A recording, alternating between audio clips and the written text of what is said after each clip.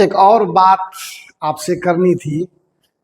ये जो इंसान का जीवन है ना, बहुत भागदौड़ से भरा हुआ है और काफी संघर्ष है इसमें। आप अभी बच्चे हो, 10th बोर्ड लिखने वाले हो। मुझे लगता है कि इन चीजों से आपको बचना चाहिए, और जो मम्मी पापा या जो भी आपके गार्जियंस हैं, उनकी तपस्या आपके लिए जो हो रही है, आपकी हर आवश्यकताओं की वो जो पूर्ति कर रहे हैं, इसका समुचित लाभ उठाया जाना चाहिए। क्योंकि जैसे जैसे आपका उम्र बढ़ेगा, आपका एज, आपके दिन बीतते चले जाएंगे, वैसे वैसे जीवन में नए नए संघर्ष, नई नई चुनौतियां आएंगी।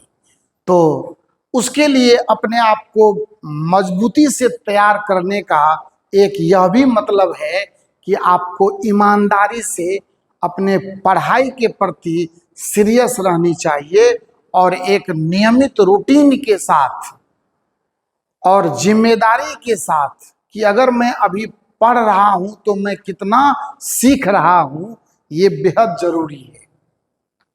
पढ़ देना और पढ़ना दोनों में फर्क है, और इस फर्क को लगातार आपको महसूस करना होगा, भीड़ से अलग हटना होगा।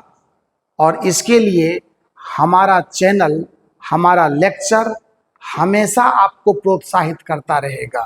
साथ में एक बेहतर कंटेंट भी आपको मिलता रहेगा। आप नियमित हमारे साथ जुड़े रहें।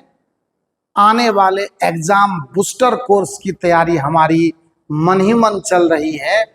थोड़े समय के बाद वो भी आपको इस चैनल पर दिखने शुरू हो जाएंगे।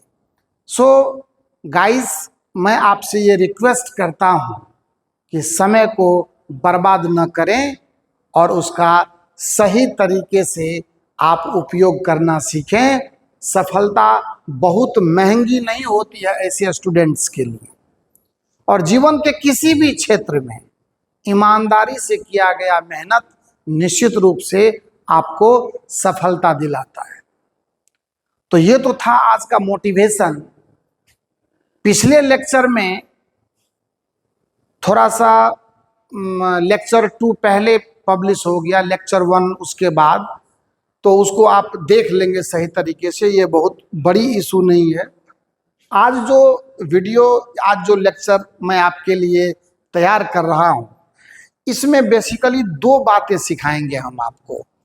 पहली बात सिखाएंगे कि चालक और कुचालक, यानी कंडक्टर और इंसुलेटर क्या है, और दूसरा हम सिखाएंगे, मतलब आपके सिलेबस के अकॉर्डिंग जो आपका चैप्टर बोल रहा है जिस ऑर्डर से, उसमें इलेक्ट्रिक पोटेंशियल यानी विद्युत विभव की चर्चा करेंगे। 2 बात आज है, इस दोनों ही बातों को सीखा जाए। तो सबसे पहली बात है आपके लिए कि कंडक्टर्स और इंसुलेटर में फर्क क्या है, ये पहले जानते हैं। कंडक्टर्स एंड इंसुलेटर्स, आपकी भाषा में अगर चर्चा की जाए तो इसे ही सुचालक और कुचालक कहते हैं, यानी चालक और कुचालक। और अपने प्रतिदिन के जीवन में अपने आसपास इस प्रकार के बहुत से पदार्थों से हमारी मुलाकात होती है। वे पदार्थ, साफ सीधी बात है, बहुत डेप्थ में जानने की जरूरत नहीं है। चालक हम ऐसे पदार्थ को कहते हैं जिनसे होकर विद्युत धारा बड़े ही आराम से, अगर एक कोई ये मटेरियल है और इस मटेरियल के एक छोर से दूसरे छोर पर अगर हम आसानी से इलेक्ट्रिक करंट को पहुंचाने में, भेजने में सफल हो जाते हैं, इसका मतलब है कि ये हमारे लिए चालक का काम करता है और ये हमारे लिए कंडक्टर का काम करता है। इसके मैकेनिज्म पे हम पिछले लेक्चर में बात कर चुके हैं कि इसमें फ्री इलेक्ट्रॉन्स होते हैं, यानी किसी भी एटम, परमाणु के बाह्यतम कक्षा का वो इलेक्ट्रॉन जो चार्ज के लिए मतलब चार्ज ढोने के लिए, आवेश को प्रवाहित करने के लिए उपयोग में आराम से लाया जा सकता है, या वो परमाणु, वो इलेक्ट्रॉन बिना बड़ी परेशानी के वो डोनेट कर देता है, खुद से अलग करने के लिए इजाज़त दे देता है, तो वो फ्री इलेक्ट्रॉन कहलाता है। और उसी इलेक्ट्रॉन की जिम्मेदारी होती है कि मतलब पदार्थ के एक छोर से दूसरे छोर पर आवेश को कैरी किया जाए, ढोया जाए।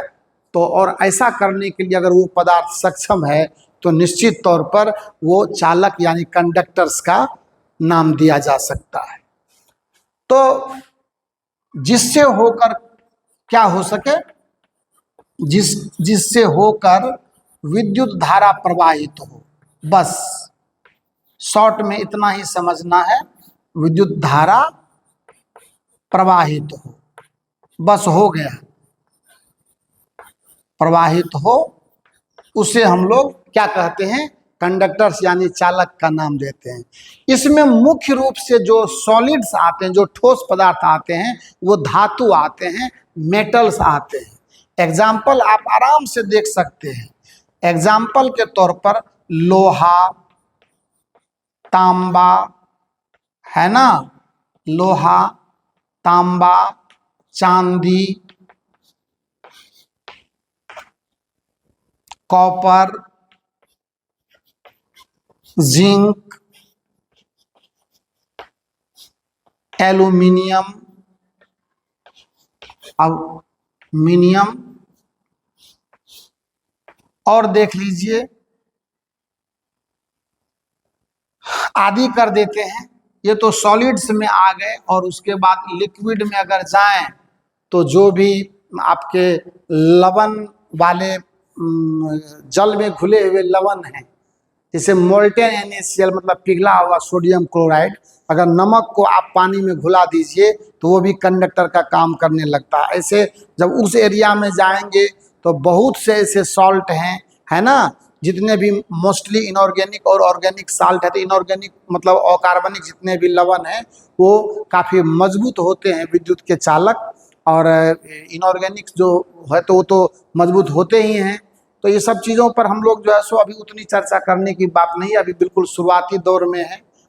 तो ये आपको इसके एग्जाम्पल हो गए। अब अगर बात करें कुचालक की, तो कुचालक कहते हैं हम लोग ये इसको इंसुलेटर को। तो कुचालक जो होता है उससे विद्युत धारा प्रवाहित नहीं होती, इससे विद्युत धारा प्रवाहित नहीं होती, विद्युत धारा प्रवाहित नहीं होती, प्रवाहित नहीं होती। इन्हें हम लोग इसीलिए कुचालक यानी इंसुलेटर्स कहते हैं। जैसे एग्जाम्पल इसके भी हैं, दो चार ले लीजिए ना, इसका कोई दिक्कत नहीं है, इसके ये सब चीज जानने का बहुत सारा समय है। जैसे मान लेते हैं लकड़ी हो गया, है ना, ऊन हो गया, आपने देखा ही था, कांच हो गया, प्लास्टिक हो गया, ये सारे जो है ना, ऐसे बहुत सारे और भी होंगे, आदि कर देता हूं क्योंकि मुझे बताना कुछ और है। आदि ये सभी कुचालक हैं।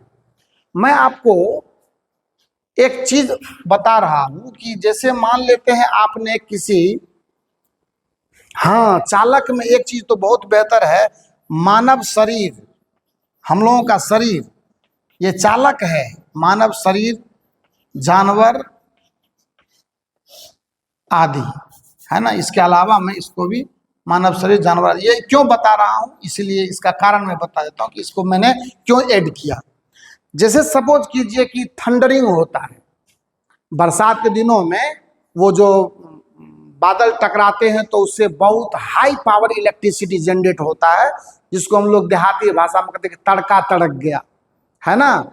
ये क्या होता है, ये जब दो बादल के बड़े बड़े टुकड़े आपस में टकराते हैं आसमान में, तो वो बहुत हाई पावर इलेक्ट्रिसिटी जनरेट करते हैं। अब वो जो हाई पावर इलेक्ट्रिसिटी जनरेट करेंगे, तो हाई पावर इलेक्ट्रिसिटी जनरेट करने के क्रम में अब वो जब क्या हो गया, वातावरण में वो एक्स्ट्रा आवेश हो गया, वातावरण में एक्स्ट्रा आवेश हो गया, तो एक्स्ट्रा आवेश हो गया तो वो फिर कहीं ना कहीं जा करके सेटल होगा।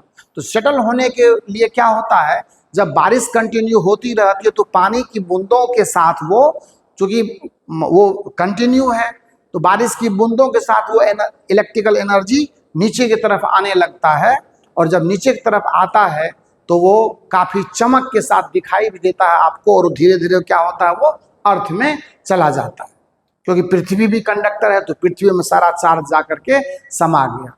आपने देखा होगा कि उसके रास्ते अगर कोई पेड़ या कोई व्यक्ति या कोई जानवर अगर उस रास्ते पकड़ा गया तो वो भी उस हाई इलेक्ट्रिसिटी को झेल नहीं पाता, और वो भी क्या होता है, उनका भी डेथ हो जाता, उनकी भी मृत्यु हो जाती है।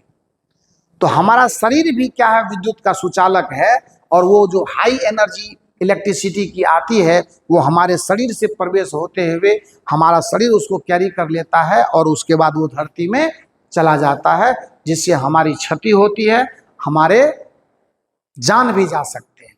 तो इसलिए चालक की जो बात है उसमें मानव शरीर भी क्या है, कंडक्टर का काम करता है। जानवर भी अगर पकड़ा गया तो आपने देखा होगा कि बहुत से भैंस गाय सब भी अगर बारिश में बाहर में है तो वो भी कभी कभी उनकी भी मृत्यु हो जाती है।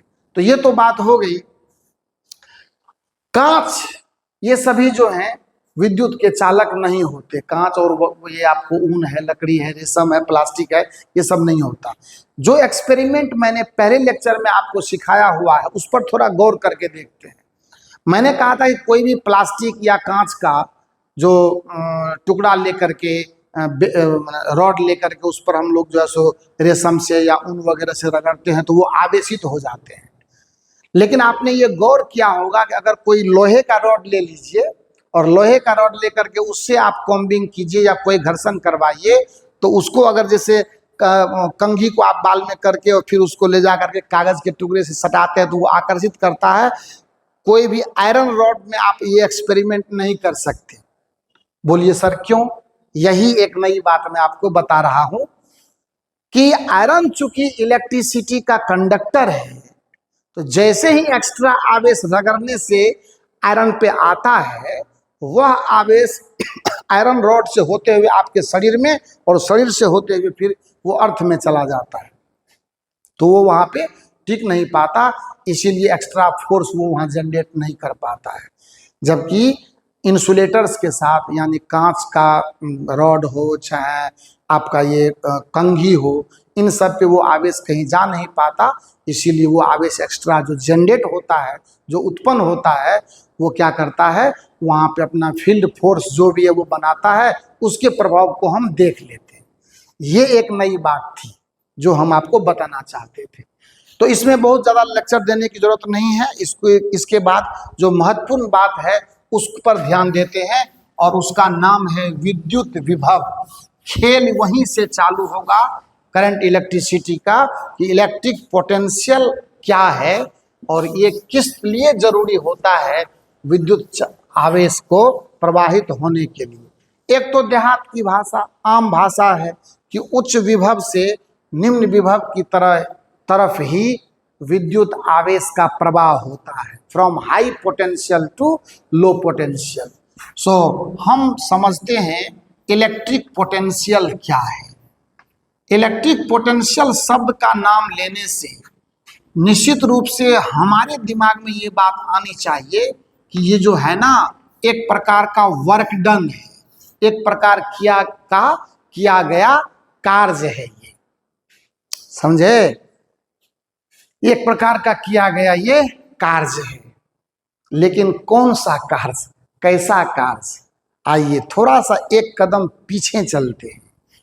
जब हमने विद्युत आवेश के जन्म लेने की बात बताई थी तो वहां पर हमने ये बात आपको सिखाना मुनासिब नहीं समझा था सिलेबस के स्टैंडर्ड के हिसाब से। हालांकि पहले पढ़ने का चीज़ वही है, लेकिन कोई बात नहीं, आप जितना सीखो, जैसे सीख लो, ये ज़्यादा अच्छा है। ये चार्ज बेटा क्या करता है ना, इस आवेश की एक अपनी वास्तविक प्रकृति होती है, ये अनंत तक अपना एक फील्ड फैलाता है, एक क्षेत्र पैदा करता है चारों तरफ। स्फेरिकल डायमेंशन में, इधर इधर इधर इधर, यानी यहाँ पे रखे तो इधर भी इधर भी इधर भी ऊपर भी नीचे भी, पूरा एकदम स्फेरिकल गोलाकार एरिया में, और वो फील्ड अनंत तक जाता है, मतलब वो कभी समाप्त नहीं होता। लेकिन जैसे जैसे आवेश से आप दूर जाओगे, अगर ये प्लस क्यू आवेश है तो इससे दूर जाओगे तो इसके फील्ड की ताकत जो है ना, स्ट्रेंथ कम होती चली जाती है। समझ गए बात को? एक समान, और ये क्षेत्र है किस चीज का? ये बल का क्षेत्र है, विद्युत बल का क्षेत्र है। ये जो पूरा का पूरा फैलाया इसने अनंत तक, ये किसका क्षेत्र है? विद्युत बल का क्षेत्र है। इसके लिए आप घबराएं नहीं, इसको भी पढ़ने का मौका आपको खूब अच्छे तरीके से मिलेगा। फिलहाल आप जिस चीज को पढ़ रहे हैं उस पर ध्यान दें, इस पर चर्चा की जाएगी, है ना। अलग से भी अगर आपके बुक में नहीं भी होगा तो अलग से मैं ढंग से चीजों को बता दूंगा। तो ये बल का क्षेत्र सारे अनंत तक जा रहे हैं, सारे अनंत तक जा रहे हैं। ऐसा नहीं कि छोटा सा लाइन मैंने खींचा है तो यही, ये जी नहीं, ये अनंत तक जा रहा है, पर इसकी ताकत धीरे धीरे कम होती जाती है। अब हमारा क्या रोल है वो देखिए। हमने क्या किया, एक कोई आवेश क्यू नॉट लिया, मतलब हम अपने हाथ में रखे, ये मतलब प्रैक्टिकल ऐसे ही इमेजिनेशन है, एक कल्पना है, और इसको उठा करके हम इस क्षेत्र में, इसके क्षेत्र में, इस क्यू के क्षेत्र में हम यहाँ पर ला करके रख दिए। मान लो यहाँ पर ला करके हमने रख दिया। अच्छा, ऐसा अगर हमने किया है तो हमको कार्य करना पड़ा होगा कि नहीं करना पड़ा होगा, सो हमको बता दीजिए। कोई भी चीज एक जगह से दूसरे जगह पर आप उठाइएगा तो पसीना आता है ना। मान लो छोटी बहुत बड़ी है तो कोई बात नहीं, पर बड़े वस्तुओं को बड़ी दूर पर आप ले जाओ तो जरूर आपका शरीर थकेगा। क्यों थका? उसने, उसकी ऊर्जा खर्च हुई, ऊर्जा खर्च हुई तो ऊर्जा गई कहाँ? उसने कार्य संपन्न किया। ये तो नॉर्मल कॉन्सेप्ट है, इसको समझने में कोई दिक्कत नहीं है। तो मैं आपको ये कह रहा हूं कि अगर मान लेते हैं कि इस आवेश क्यू नॉट को हमने अनंत से उठाकर, कहां से लाया है मैंने? अनंत से। अनंत से उठाकर मैंने इस आवेश से किसी दूरी r पर, इस आवेश से, ये ओरिजिन यहां पर मेरा, दूरी यहां से माप रहे, उधर से दूरी मापना हमारे लिए संभव है नहीं, अनंत से मैं ला रहा हूं। तो किस दूरी r पर लाने में अगर मुझे W वर्क करना पड़ा, कार्य का मान मैं W लेता हूं, तो मैं फिर ये देखता हूं कि अगर मैं इकाई धनावेश पर कार्य करता, है ना, इकाई धनावेश को वहां से यहां लाता, तो मुझे कितना कार्य करना पड़ता, और वो जो इकाई धनावेश को लाने में किया गया कार्य है वही कहलाता है विद्युत विभव। सो इकाई धनावेश को, किसी आवेश के विद्युत क्षेत्र में इकाई धनावेश को अनंत से उठाकर r दूरी पर लाने में किया गया कार्य ही विद्युत विभव यानी इलेक्ट्रिक पोटेंशियल कहलाता है। तो कैसे परिभाषित करेंगे? कहेंगे अगर किसी आवेश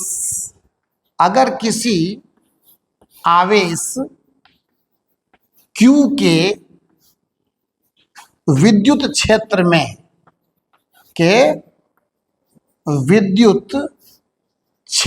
में Q नॉट आवेश को अनंत से उठाकर r दूरी पर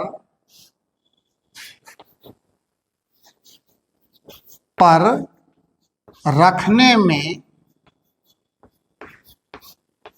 किया गया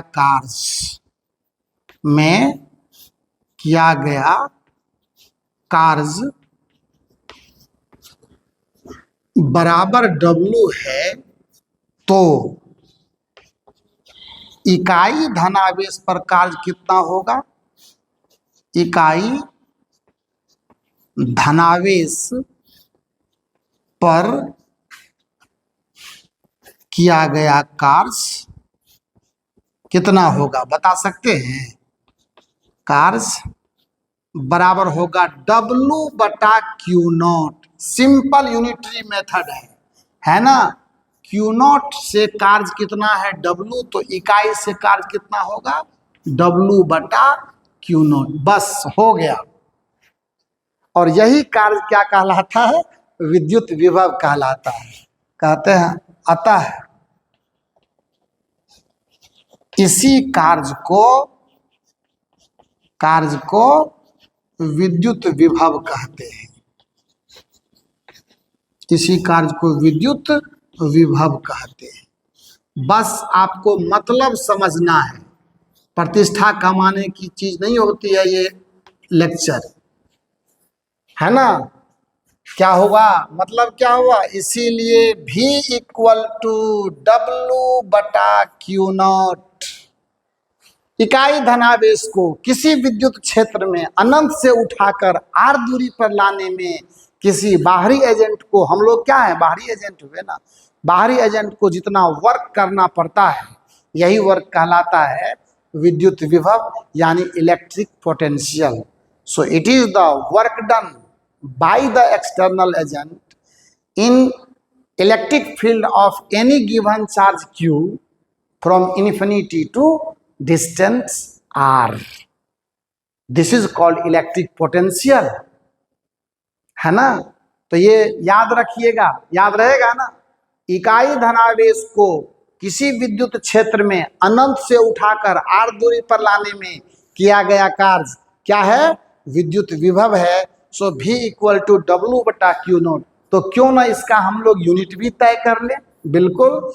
SI यूनिट क्या होगा, बोला जाए, वर्क है जूल और चार्ज है बटा कूलॉम, यानी शॉर्ट सिंबल में जूल पर कूलम है ना, और इसी को कहते हैं वोल्ट। इसीलिए आप लोग सुनते होइएगा कि विद्युत विभव यानी इलेक्ट्रिक पोटेंशियल का जो SI यूनिट होता है वो क्या होता है, वोल्ट होता है। तो आज इस लेक्चर में हमने इलेक्ट्रिक पोटेंशियल को समझाने की कोशिश की। इसका मतलब है अब कुछ बड़ा होने वाला है, और क्या बड़ा होने वाला है उसको नेक्स्ट लेक्चर में हम लोग देखेंगे। बस इस छोटे छोटे दो कॉन्सेप्ट से आपने क्या सीखा, कहीं कहीं पर ऐसा क्लू आया है जहाँ कुछ नया हमने किया है आपके लिए, आप उसको महीनता से बारीकी से समझेंगे तो आपको बहुत मज़ा आने वाला है। अगर आज का वीडियो, ये लेक्चर आपको पसंद आया तो सब्सक्राइब कीजिए, दोस्तों को इसकी जानकारी दीजिए, उनसे भी सब्सक्राइब कराइए, वीडियो को शेयर कीजिए, और जब लाइक करते हैं तो दिल खुश हो जाता है। Thank you so much.